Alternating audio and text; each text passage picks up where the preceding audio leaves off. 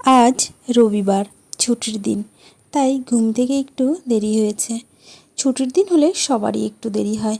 তো ঘুম থেকে উঠে ফ্রেশ হয়ে আগে একটু চা বসিয়ে দিয়েছি, কারণ এখন যদি একটু চা খেয়ে না নিই তাহলে অর্ধেকটা দিন আমার না খেয়েই চলে যাবে। তো সকালবেলা ঘুম থেকে উঠে একটু চা খেয়ে নিয়েছি, তারপরে রান্না বসিয়ে দিয়েছি। ভাত করেছি, ডাল করেছি আর মাংস রান্না করব। আজ মিষ্টির বাবা দুপুরবেলা বাড়িতে থাকবে না, যার কারণে বেশি কিছু রান্না করব না। সারাদিন মিষ্টির আমি বাড়িতে থাকব। এবার আমার আর মিষ্টির দুজনেরই শুধু একটু চিকেন হলেই হয়ে যায়, আমাদের আর কিছু দরকারই হয় না। তো এই যে আমি ফোড়ন টোড়ন দিয়ে দিয়েছি একবারে। আমি তো শর্টকাটের মাস্টার, শর্টকাটভাবেই রান্না করতে বেশি ভালোবাসি। আর যা গরম পড়েছে, এই গরমের মধ্যে বেশি রিচ খাবার না খাওয়াই ভালো। তো সেজন্য হালকা পাতলাভাবে মানে কম মশলা দিয়ে কোনো মতন করে একটু মাংস রান্না করব। আর তো বলে দিলাম ওই মুসুরির ডাল এটুকুই করব। আর রবিবার দিন না অনেক কাজ থাকে, শুধু রান্নাবান্নার পেছনে যদি সময় দিয়ে দিই তাহলে আমার সব কাজগুলো পড়ে থাকবে। সেই কারণে আজকে আমি অল্প স্বল্পই রান্না করব। তো এই যে মাংসটাকে আমি ভালো করে কষিয়ে নিয়েছি, আর এইদিকে আমি একটু গরম জল বসিয়ে দিয়েছি। আর এই যে এখানে একটু আলু কেটে রেখেছি আর একটু চুই ঝাল কেটে রেখেছি। চুই ঝালটা না অন্য কেউ খায় না, আমি একাই খাই। আমার চুই ঝাল খেতে খুবই ভালো লাগে, কারণ হচ্ছে এটা খেলে আমার একটু অ্যালার্জির সমস্যা প্লাস ঠান্ডার সমস্যা রয়েছে। ওই ঝাল ঝাল ওই জিনিসটা খেলে আমি খুব আরাম পাই, মানে আমার শরীরটা একটু ঠিক থাকে।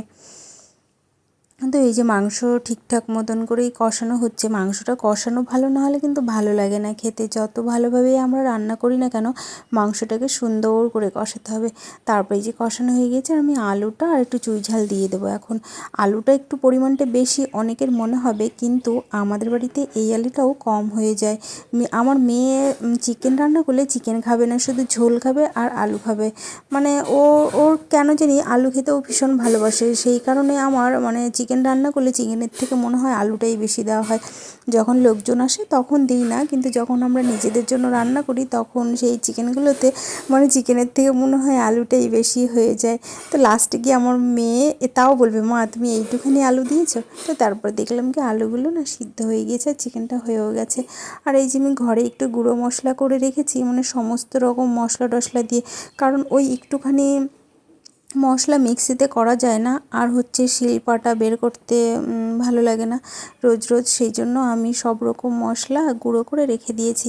তারপরে রান্না টান্না কমপ্লিট করে আমি কিছু জামা কাপড় কেচেছিলাম, সেই জামা কাপড়গুলো আমি ছাদে মেলতে এসেছি। ছাদে এসে দেখি এত গরম, তার মধ্যে ভালো জিনিসও দেখলাম। ছাদে তো খুব বেশি আসা হয় না। এই যে আমার রজনীগন্ধা গাছগুলোতে না স্টিক বেরিয়েছে, অনেকগুলো স্টিক বেরিয়েছে।